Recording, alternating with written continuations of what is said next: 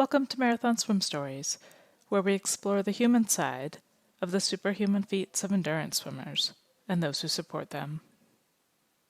I'm marathon swimmer and coach Shannon Keegan. Today I had the pleasure of chatting with marathon swim director and marathon swimmer herself, Liz Rosen. She hadn't thought much about swimming in the wild until Seattle summers when her master's team evacuated the pool to go swim in the open water that abounds. She immediately became hooked, and it wasn't long before she started winter swimming because the summer wasn't enough. We laugh in this episode about Liz's recurring theme of doing something because you don't feel like you have any other options. But we also discuss these very important topics: how to advocate for yourself and how to have a plan, because you should always have a plan. I hope you enjoy this episode. Liz, are you ready? I'm ready. What's your story? What's my story? Like a lot of other people, I don't remember learning how to swim. It was just always something that we did. My brother and I were always in the pool. We belonged to a swim club. It wasn't a country club, but a pool club in the neighborhood. And I mean, that's where we were all day, every day, all summer long. And did summer league and started doing AAU. I don't know if it's still called that, but all year round swimming. And Where were you growing up? I grew up in Connecticut as a kid and moved to Seattle later. I'll get to that part of my story. But this is in Connecticut, started swimming year round, and I didn't love it. I was the kid that always tried and found an excuse to get out of the pool and go to the bathroom. And then I would stand in the bathroom for a few minutes because I didn't want to get back in because the set was too hard. And, I didn't love it. My brother was a few years younger than me, and he was a really good swimmer. And I just didn't have that same, go after it kind of feeling. But I kept going because I didn't realize that there was any option to say to my parents, I don't want to swim. My parents were both marathon runners, so they were really driven athletes, and that was just sort of part of what we did. We swam, they ran, that was it. And then after the 9th grade, we moved to Seattle, and I didn't know very many people there, and we joined a pool club, and I joined the diving team as well as the swim team because I had been sort of dabbling in diving a little bit. I had done a little bit of gymnastics in school, and I thought I would try it out, and I discovered I really liked it. So I went to a diving camp, and I switched over after my sophomore year in high school where I tried to both swim and dive, and that didn't work. So I joined a club diving team. So instead of doing year-round swimming, I started doing year-round diving. So I dove my junior and senior year in high school and all 4 years of college. Oh, wow. And then I was a ski bum for 10 years. So I was not in a swimming pool at all for another 10 years. And it was only when I moved to Seattle after tiring of the ski bum lifestyle that I was injured from running and went to a neighborhood pool to swim laps and learned about Masters team. I had no idea that Masters existed, but I thought, why swim laps by myself when I can come an hour earlier and swim with all these people who look like they're having fun, because they were all getting out of the pool and hugging each other, and they just seemed like they were having such a good time. And so I joined that Masters team. That was, I think, 1999 or 2000, and I've been swimming Masters ever since. And it was from that Masters group that I started getting into open water because, while I had swum in lakes at summer camp, I didn't know about it as a sport, but in the summertime, everybody left the pool and went and swam in Lake Washington instead. So I, being the lemming that I was, followed along and realized that it was the greatest feeling ever to get in the lake in the early morning and have the moon setting and the sun coming up in the different colors every day and the different conditions. And I felt like it was my sunrise and my lake, and just that feeling of getting into the water in the morning with a group of like-minded people and having that daily experience was like nothing else. And I totally converted into being an open water swimmer. And swimming masters was really just to keep the fitness level up, because open water was a lot of like,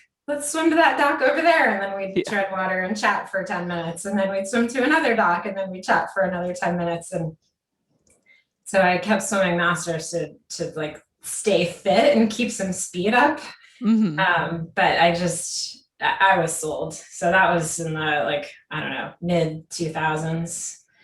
And I have not gone back. I started winter swimming a few years ago because swimming in summer just wasn't enough. And after I met a bunch of the folks that came to Seattle to do the Mercer Island Marathon swim, and I met Elaine Howley and Jamie Monahan and Sarah Thomas, and I realized, like, wow, they swim in really cold water. We're doing this event in May and they are all perfectly trained and perfectly acclimated. And I thought, I could do that too. So that's when that summer I stayed in. I hadn't worn a wetsuit in a couple of years, but I just kept staying in after September, when everybody else started getting out. October, definitely everybody got out. I just kept going. And that, that stuck.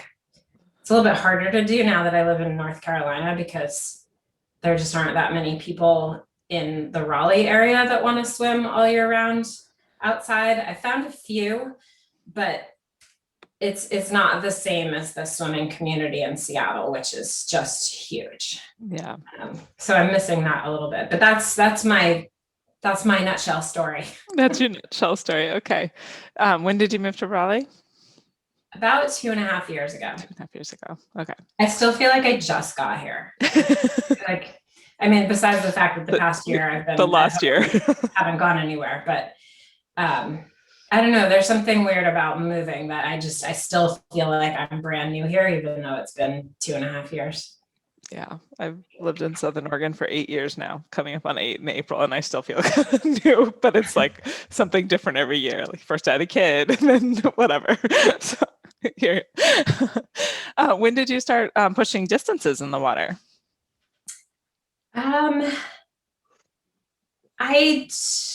I can't remember exactly, probably late 2000s.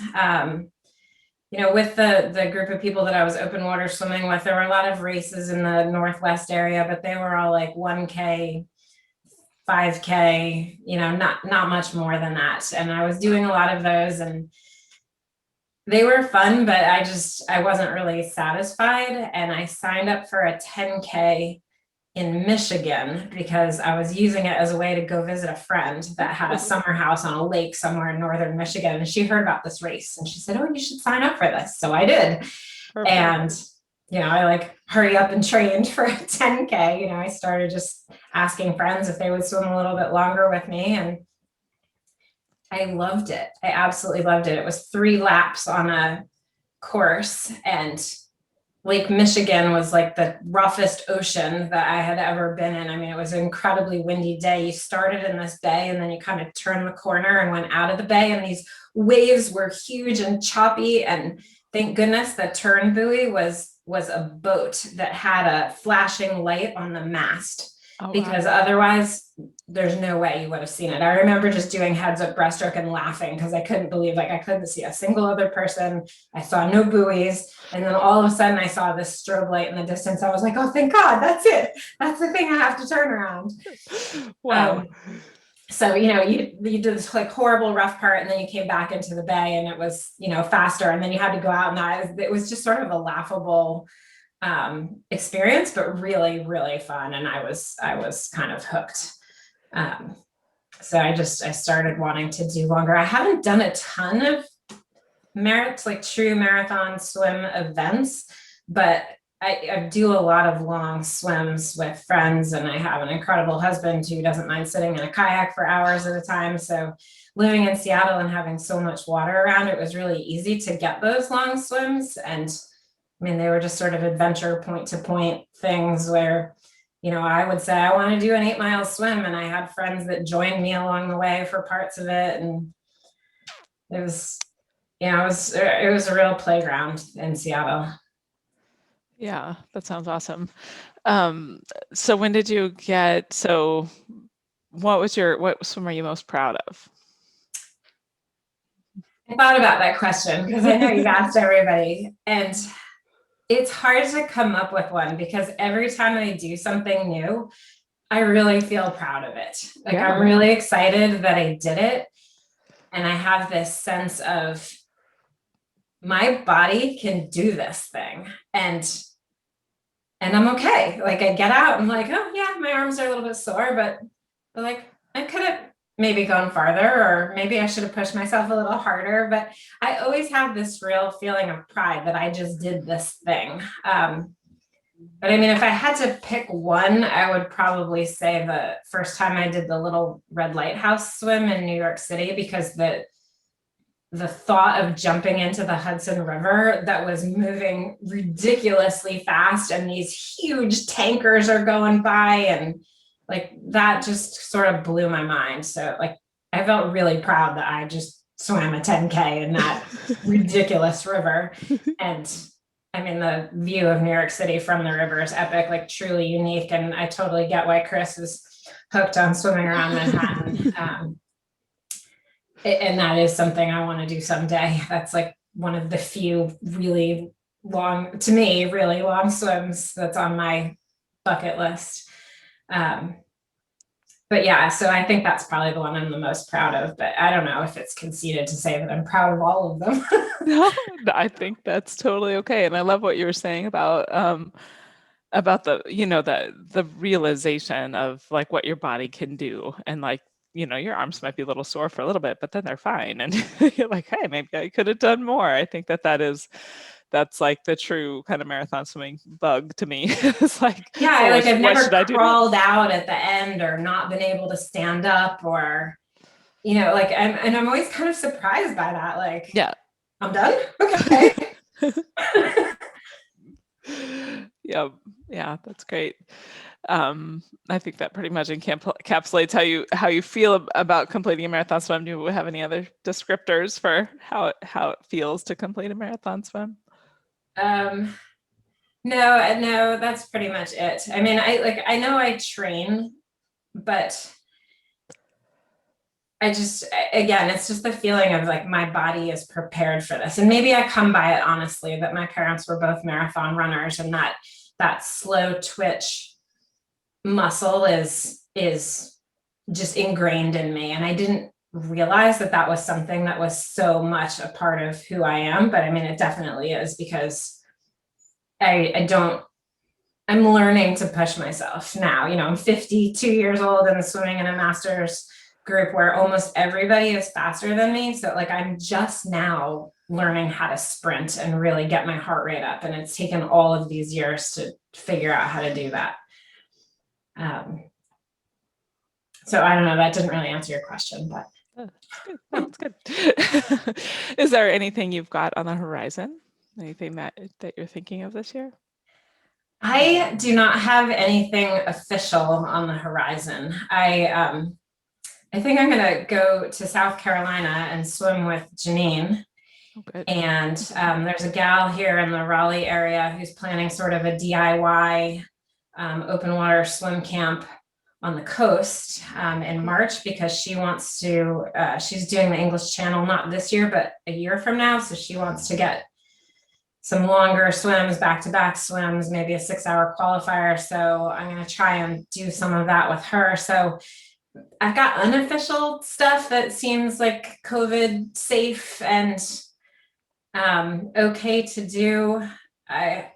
I've been asked to crew for somebody on the English Channel in August. So all of my things on the horizon really have to do with other people right now. And I sort of like that. I do think about what I want to do next, but I haven't come up with any kind of concrete plans about when I want to actually pull the trigger and sign up for something and like train in earnest, because as everybody knows, pool time has been limited and I don't feel like I'm swimming enough. Mm-hmm. I think that will change in the summer when I can get access to some outdoor pools and lakes and swim longer outdoors. But right now it's hard to think about it because I'm just not getting enough time in the pool. Right. Yeah. Is there anything that you've discovered about yourself through marathon swimming? Have discovered about myself that I have this might be like one of those lessons to other people, is that I feel like I can, I can talk to anybody, but I'm a shy person by nature, and asking for what I need is hard. So, speaking up when I'm with a group of people and they say like, oh, we're going to swim to the Coast Guard station and we'll stop at each of the bridges. And I have to say like, can you stop before the first bridge so that we can all group up before we cross? Because like, I don't want to cross the channel by myself. Like I so want to be able to keep up with them and not say anything, but I can't always keep up. So I like learning to speak up and being okay with that. I think that's like an ongoing process, but I feel like that's something that not necessarily had to learn about myself, but I've had to learn to do. Swimming in new places with people I don't know as well. You have to get to know people really fast. And you have to speak up to do that. It's so easy to just sort of follow along and not fully engage. So I'm learning. Yeah, that's a good one. That's a really good one. It's been a challenge for me too. Just with like even like once we had kids and my husband wasn't my kayaker anymore, I could have had to have like some stranger and like just whatever. I get it. I get that a lot. And the truly great thing about the marathon swimming community everywhere is that nobody ever minds. Nobody has ever said like, we're not waiting. Like if I've said, can you wait for me at the bridge instead of on the other side of the bridge? Like people are like, yeah, sure. And they don't seem to mind, but I'm always so worried about it. And it's just, I should be okay with it by now, because people are so, I don't want to say accommodating, because it's not like they're accommodating. It's just part of their fiber. There's something about marathon swimmers that I think is really inclusive, even though it's a really kind of selfish solo sport. At the same time, it's not. People are really inclusive and accommodating and willing to bring you into the fold. And it is so refreshing and so nice. And it's constant realization. And I guess, I don't know, maybe it's a good thing that doesn't wear off. Yeah. Yeah. Right. Yeah. You want to always have that appreciation, right?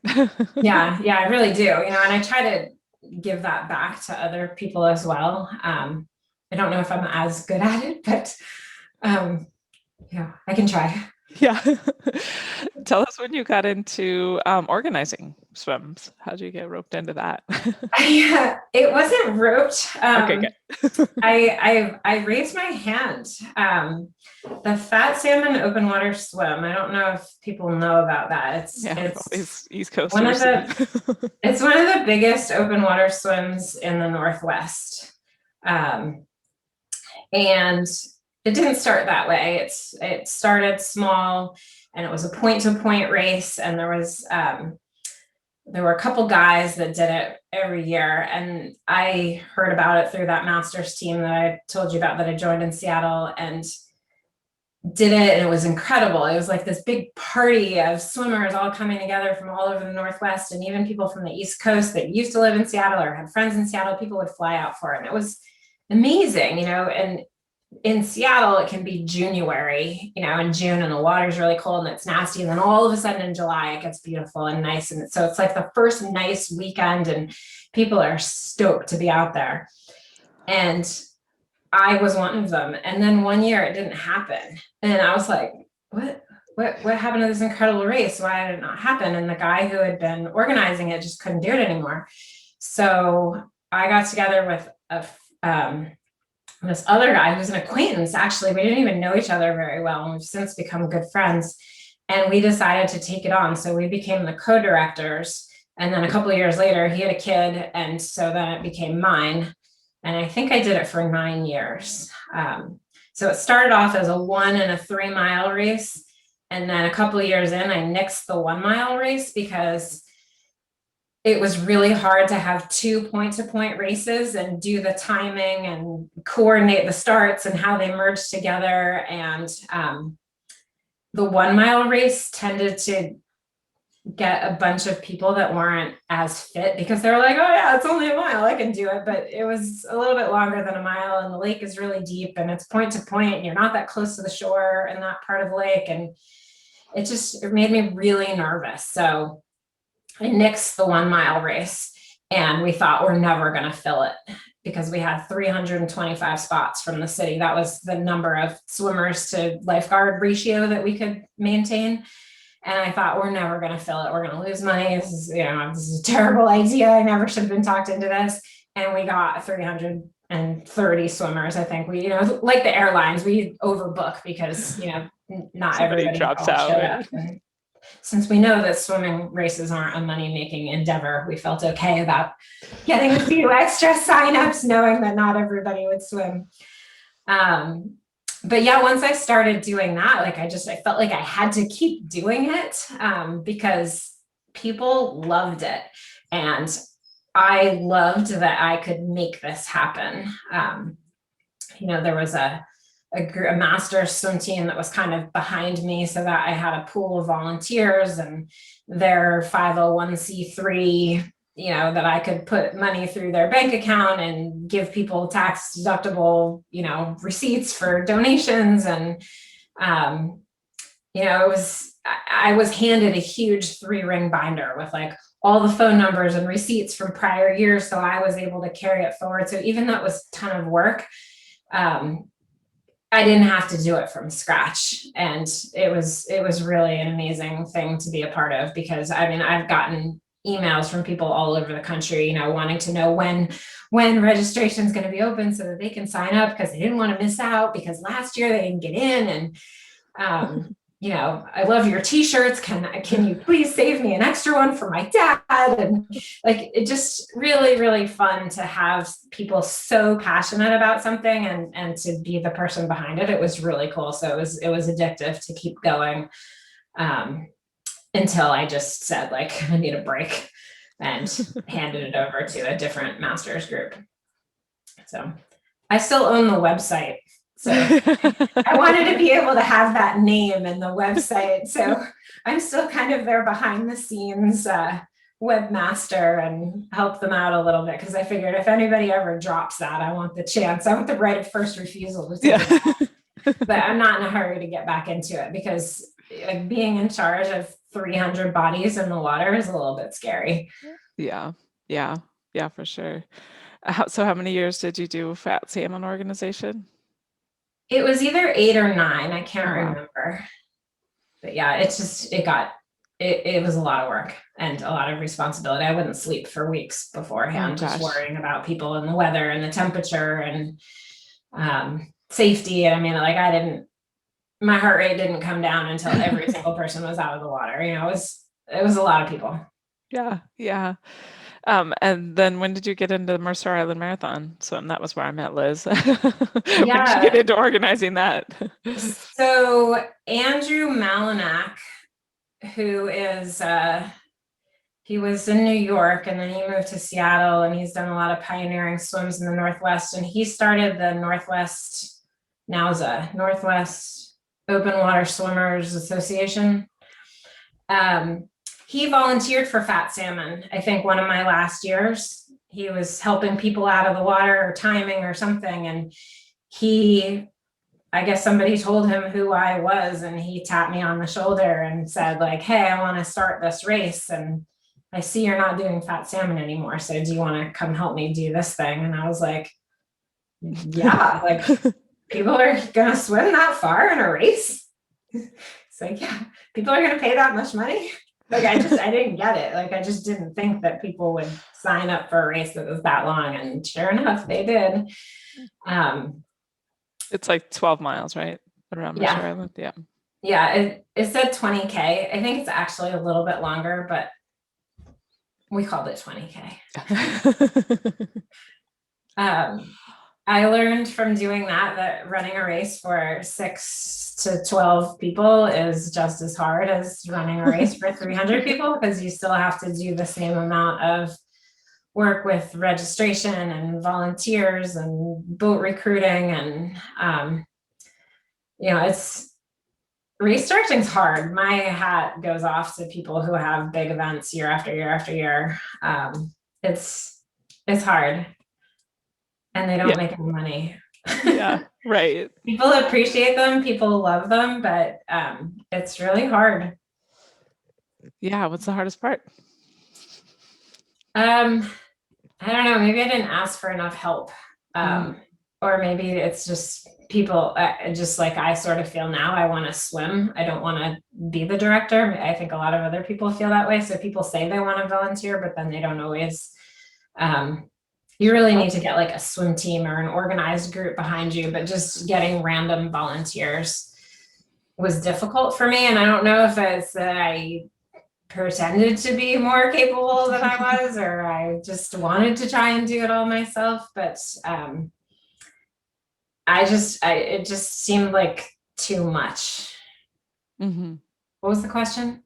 Oh, I just said what was the hard part, but like when you talk about volunteers, there's like you kind of it's Yeah. a gamble. You just don't know who's going to actually show, and you really need them there on an event like that. Yeah. I think the volunteers for the Mercer Island Marathon Swim did end up showing up because the volunteer to swimmer ratio, you needed like 3 volunteers for every 1 swimmer, because we needed somebody to be on the boat, and we needed observers, and we needed people on land in case people had needed to get out and exit. I mean, it was an incredible number of volunteers for the number of people that swam. But I think the hardest part of all was recruiting boats, because to try and get people who are not familiar with open water swimming essentially idle for 6 to 12 hours is hard for them to understand, that somebody wants to swim around and that they need to go very slowly right next to the swimmer. They just can't fathom to spend the whole day doing that. So you tell people about it and they're like, oh yeah, it sounds great, but they won't commit to a date. So you have this like incredible fleet of emails and people that you're calling, and as it gets closer and closer to actually nail them down, once we got a handful of people, it was easier to get them to come back, but it was really hard to grow the race. And you can't make money without the scale. Right. And it was just too hard to get enough boats. That I think that was the hardest part. What was the why the boat per swimmer versus just a kayaker?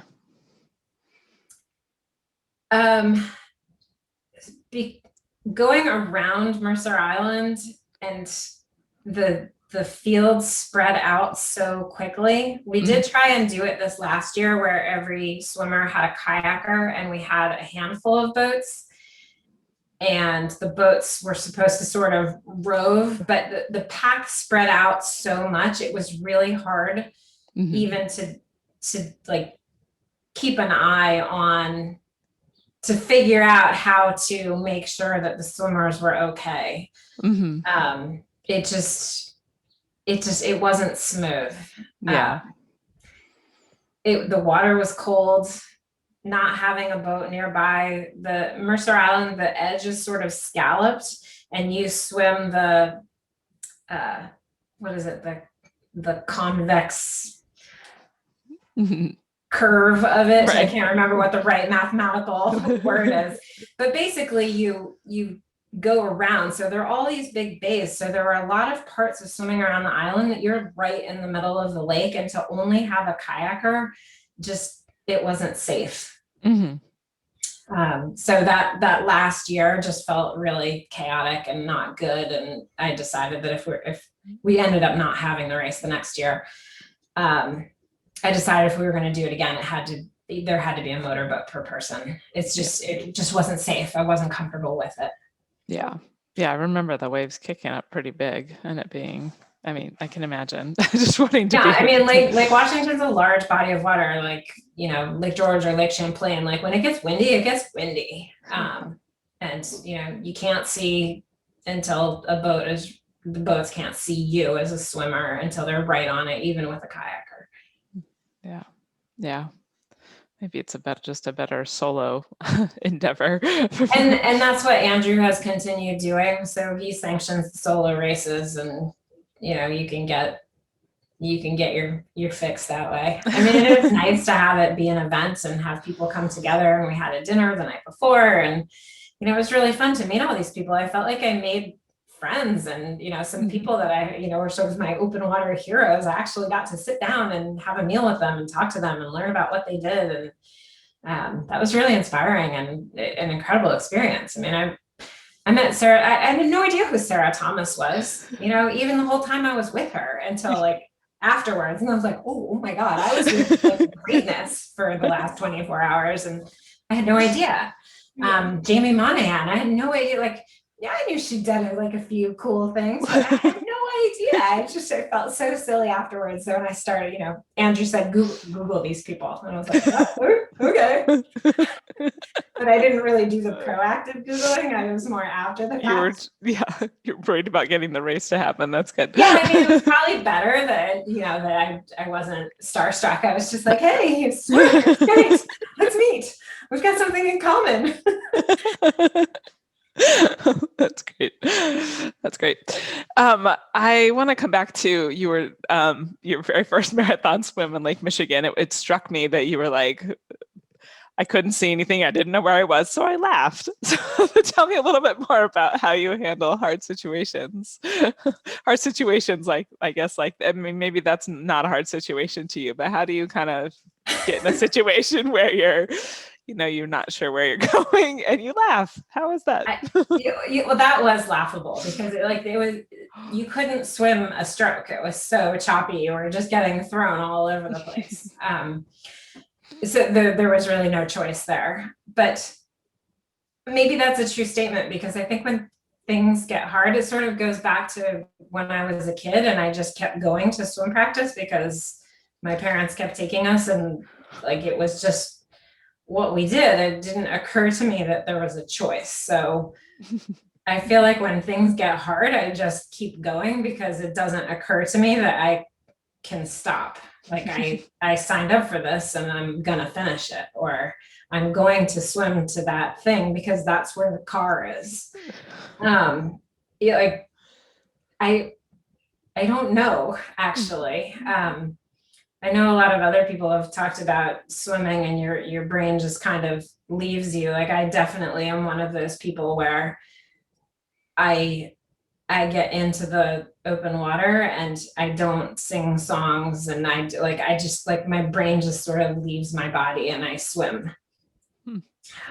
So maybe that's a good thing, because when it gets hard, I know when I did Swim the Suck, my brain periodically left me and then it would come back and I would ask my husband, like,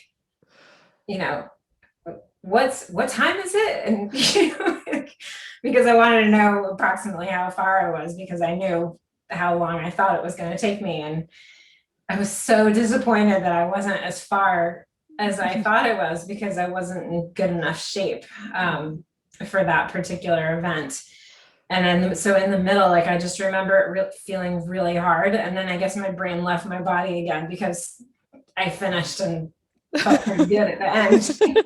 Like somehow it just like, I just kept swimming, I got tired and I slowed down and maybe I rolled over on my back for a little while, but then I just kept going. Because it's like, where was I going to get out? Yeah. I wasn't going to flag a boat down. No way. So you stay in because you don't think there's a choice. Yeah, I don't know. I mean, maybe that sounds kind of stupid, but that's just how my brain works. Yeah. Well, I think when you consider my options are laugh about the situation or panic, right? Like, I guess I'll laugh and keep going. I don't panic very often. I've been told that I'm a good person to be with in an emergency. That's good. Because I don't panic. I don't know. I just kind of take things one step at a time. I guess that was a feature for being a race director, is that when things got hairy, like I was able to say, like, you do this and you do that, and just sort of make shit happen. Yeah, that's awesome. feature of a race director. You just don't sleep, so you don't take care. You're not able to take care of yourself. But yeah, I can take care of other people, just not myself. Yeah. That the person that told me that I was good to be with in an emergency, that was actually after the La Jolla rough water swim one year when it was very cold. I was not a year-round swimmer at the time, and I think the water temperature was the low 60s, so that seemed very cold to me. And a friend that did it with me was very, very, very lean, and she was probably hypothermic. Oh, wow. At the end, because she almost always beat me, and I got out of the water and she wasn't there yet, and it took her a long time to come in, and she was very, very cold and very, very scared. And I don't really remember taking care of her, but I guess I did. And her reflection on that afterwards was that I was just very calm and methodical and figured out how to get somebody to help her get warm while I figured out how to get myself dressed. And then I came back and got her later and made her feel okay. Yeah, that's good. So you swam in New York, in Hawaii, and Tennessee, and Michigan. Where haven't you? Where's one place that you want to swim to take you? How about that? I've been hearing a lot about the swims in Vermont. So I definitely want to go north. I haven't done anything in upstate New York or northern Vermont or anywhere like that. That's definitely a part of the country that is calling to me. Nice. But yeah, I've used swimming as a way to go places. I visited family in Florida and did the Lido Key race, and the Hawaii was the Waikiki rough water swim. I did the 50th anniversary swim for my 50th birthday. That was really cool. That's fun. But I have a friend that lives in Hawaii, so it was an excuse to visit her. I don't think that I would have just gone to Hawaii on my own to do that event. There was somebody there to do it with me and kind of show me the ropes. And yeah, swimming's a good way to see the world. Yeah. How's the pandemic been for you? Well, when we moved to North Carolina, I kept my job at the company in Seattle. So I was working at home for a year and a half before the pandemic struck. So I was already used to being isolated and working from home. So that wasn't that much of a change. It was really hard to stop swimming for 3 months because the pools were closed entirely, but we adopted a dog right when the world shut down. So I started taking a lot of walks. And I don't know, I feel really lucky because I've been able to drive to see my parents who are about 10 hours away.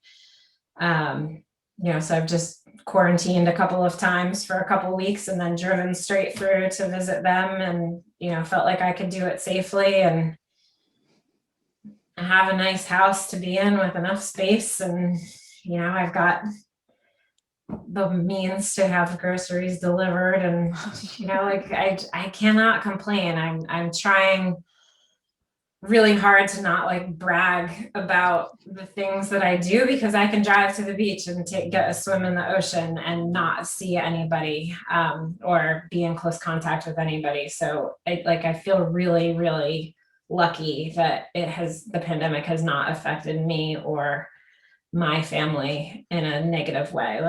Things are a little lonely and I miss all my trips to Seattle. And I would like to see my parents and the rest of my family more often, but everybody's healthy and I am working and living.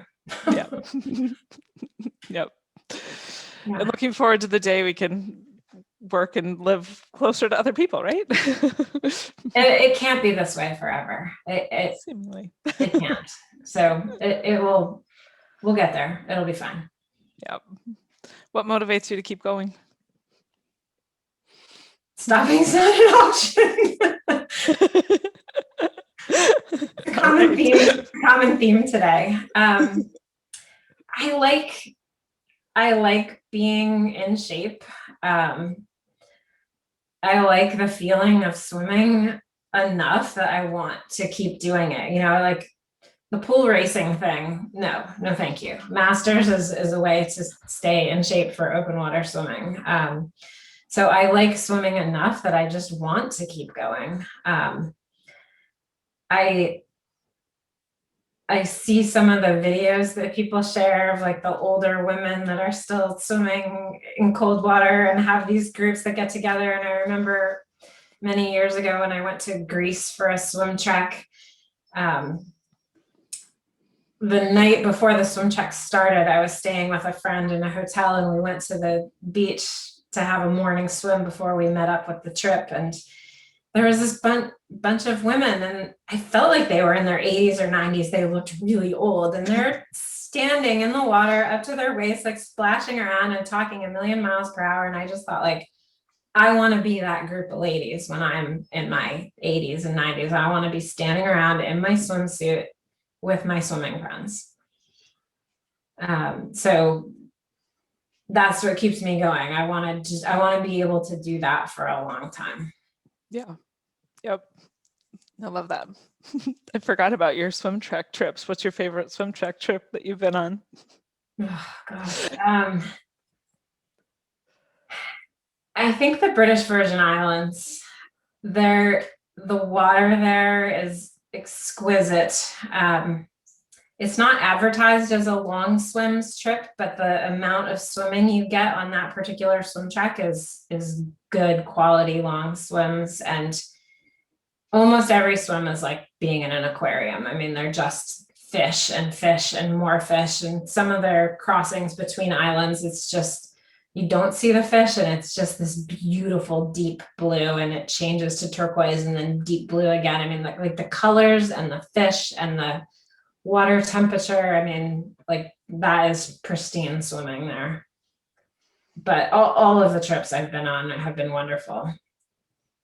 Really. What's the I can't recommend swim track highly enough. It's just okay. I want to be rich so I can just go on them all the time.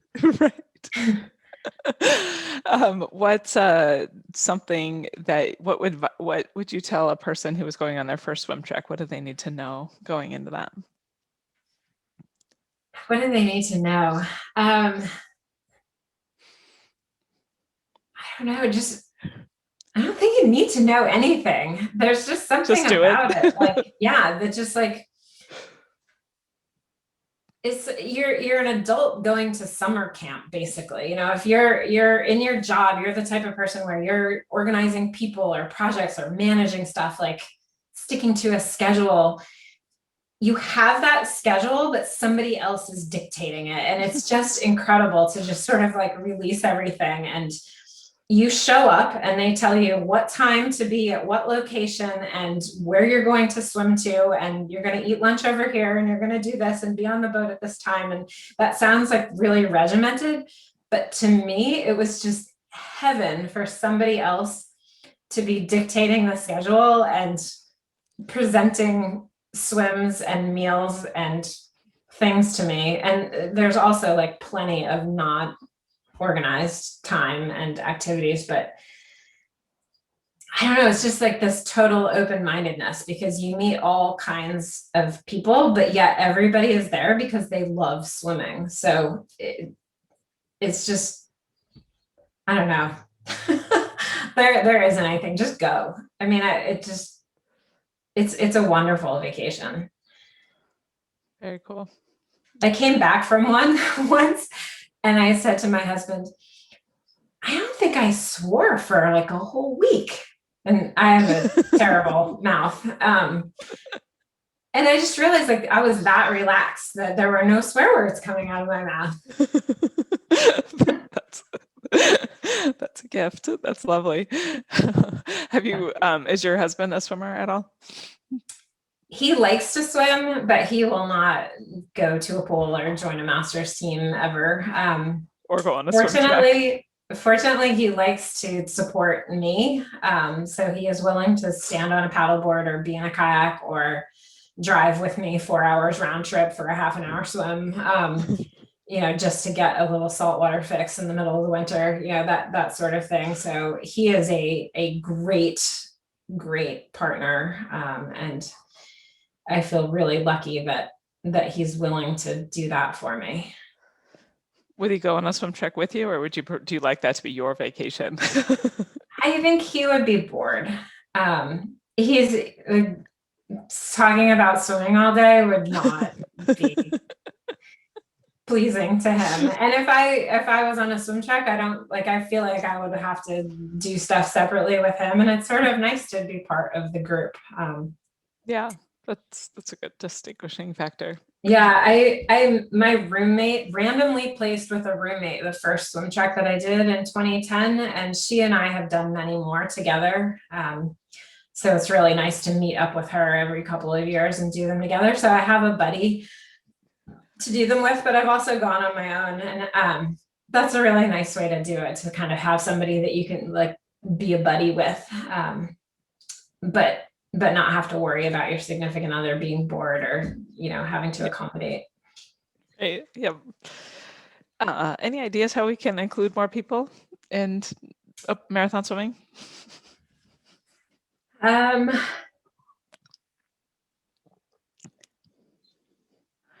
I don't know. I feel like this is a hard question because to do events, it is expensive. And that's probably why I haven't done as many events as I would like to do. But having been an organizer, I know that it's harder than you think to make them less expensive. So, when I think about inclusivity, it's that's the first thing that comes to mind, is the cost. Is that it seems like all you need is a swimsuit, cap, and goggles and earplugs, and that should be cheap and easy in a body of water. But it's harder than that. I don't have a good answer for you, because even just to swim here in North Carolina, open water, I've really had to work hard to find people who are compatible speed, or who want to go on the days that I want to go. I haven't wanted to start that group and get people there and be the organizer and kind of present the rules of saying okay, find a buddy, make a plan, don't just swim to the other side, you have to group up occasionally. I just haven't wanted to be that person here. But maybe that is something that I could do to make it more inclusive, because that doesn't cost money, and that would get more people who might not otherwise swim in the open water into it. So I don't know. I knew you were going to ask that, but I feel like it's something that I perpetually kind of have to roll around, and I just haven't dove into that yet personally. Yeah, no, it's a tough one. But something we should all think about periodically, right? Yeah. What advice would you give to an aspiring marathon swimmer?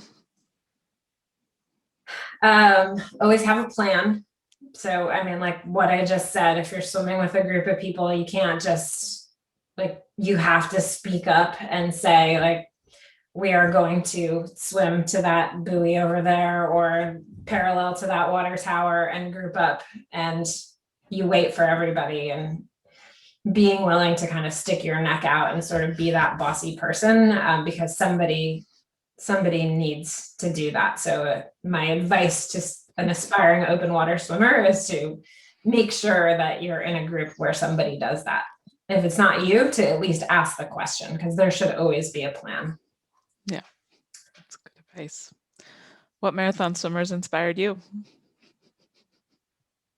Well, after learning about Jamie and Sarah and Elaine, the three of them for sure.